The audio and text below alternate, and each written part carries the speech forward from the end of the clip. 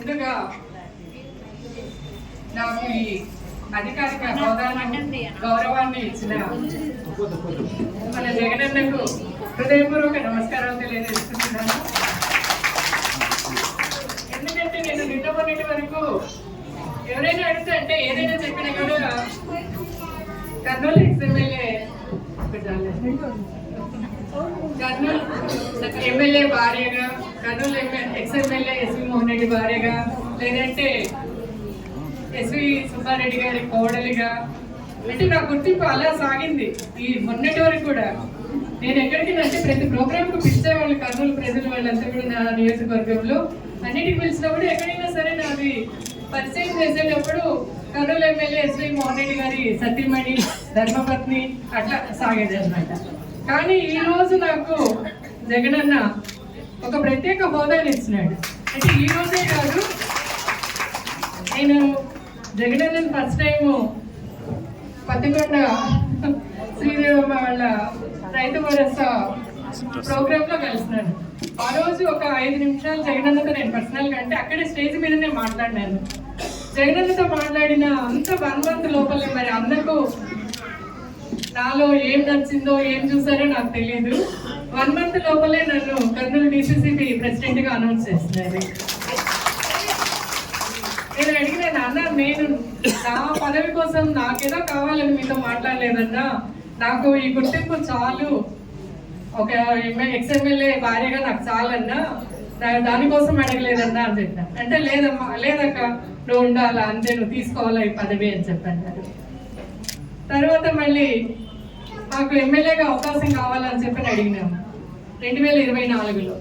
ఈసారికి వదిలేయండాక 2029 మాత్రం ఖచ్చితంగా మీదే అని చెప్పేస్తున్నారు. ఈరోజు మరి 5 జిల్లాలకు స్టేట్ వర్కింగ్ ప్రెసిడెంట్గా నన్ను అనౌన్స్ చేసినారు. వరుడు కళ్యాణాక 1 month బ్యాక్ నాకు ఫోన్ చేసి అడిగినారు, అమ్మ ఇట్లా జగనన్న గారి దగ్గర ప్రపోజల్ వచ్చిందమ్మా, స్టేట్ వర్కింగ్ ప్రెసిడెంట్గా మిమ్మల్ని అనౌన్స్ చేస్తాము అని. అక్క లేదక్క, నేను అంత రెస్పాన్సిబిలిటీ నేను తీసుకోలేను, నాకు కొంచెం బాధ్యతలు ఉన్నాయి, ఇప్పుడే వద్దక్క అన్న. లేదమ్మా మీరు చాలా క్యాపబుల్, జగనన్న గారు చెప్పినారు ఖచ్చితంగా మీకే ఇవ్వాలని చెప్పని, మేము ఎక్కడ అందరితో ఎంక్వైరీ చేస్తున్నా కూడా మీ పేరే వినిపిస్తా ఉంది, ఖచ్చితంగా మీరు ఉండాలని చెప్పని అడిగినారు. ఇక్కడ ఆ సంతోషం ఏమంటే ఒక పదవి వచ్చిందని కాదు, ఒకటి ఇదేం కాదు, జగనన్న హృదయంలో నేను ఉన్నాను, అది చాలు అనిపించాను. జగనన్న కోసం మనం ఎంతవరకైనా పోరాడాలా అని చెప్పి నిశ్చయించుకున్నాను. ఈరోజు మరి ఎక్కడో ఉన్న నన్ను తీసుకొచ్చి నాకు స్టేట్ వర్కింగ్ ప్రెసిడెంట్ హోదాను అప్పగించి నా మీద ఇంత బాధ్యతను నమ్మకాన్ని ఉంచిన జగనన్నకు జీవితంలో ఎప్పుడూ రుణపడి ఉంటానని చెప్పని సభాపూర్వకంగా చెప్తాను.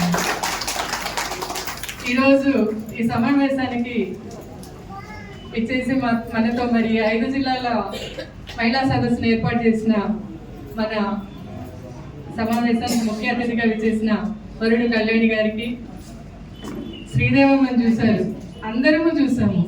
శ్రీదేవి అంటే నిజంగా అప్పుడైతే నేను కరెక్ట్గా అమెరికా నుంచి ఆ రోజే నేను ఫ్లైట్ దిగినాను, బాబుది కాన్వకేషన్ ఉండి అంటే అక్కడ ఎయిర్పోర్ట్లో చెప్పినారు ఇట్లా నారాయణ రెడ్డి అన్న గారిని ఇట్లా చేస్తారు. చాలా బాధ వేస్తుంది. ఏంటిది అంటే మనం ఎక్కడున్నాము, మనుషుల మధ్యలో ఉన్నామా, ఏడున్నాము అని చెప్పండి. కానీ జగనన్న వచ్చి వెంటనే అనౌన్స్ చేసినారు. ఆ దుఃఖ సమయంలో ఆ టైంలో శ్రీదేవి గారిని పత్తికొండ కాన్స్టిట్యుయెన్సీ అసెంబ్లీ అభ్యర్థిగా అనౌన్స్ చేసినారు.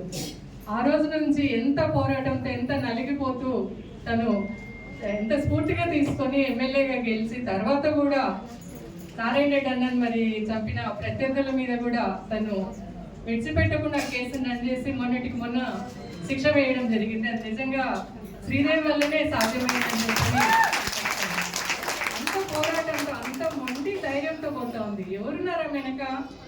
శక్తి, జగనన్న అనే శక్తి ఉన్నాడు. ఆ శక్తితో ఆమె పోరాడుతూ ఉంది. వరుడు కళ్యాణక్క గారు కూడా అంతే.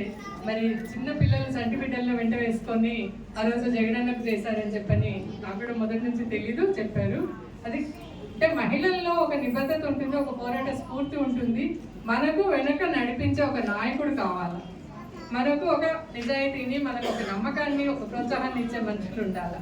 అది మనకు అందరికీ కూడా ఉన్న మన అదృష్టము జగనన్న మనతో ఉండడము, జగనన్న వెనుక మనమందరం ఉండడం కూడా.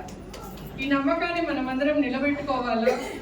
మరి ఈరోజు ఇంతమందికి మహిళలకు పదవులు ఇచ్చినాడు ఆయన, మహిళా సదస్సులు నిర్వహించమన్నాడు.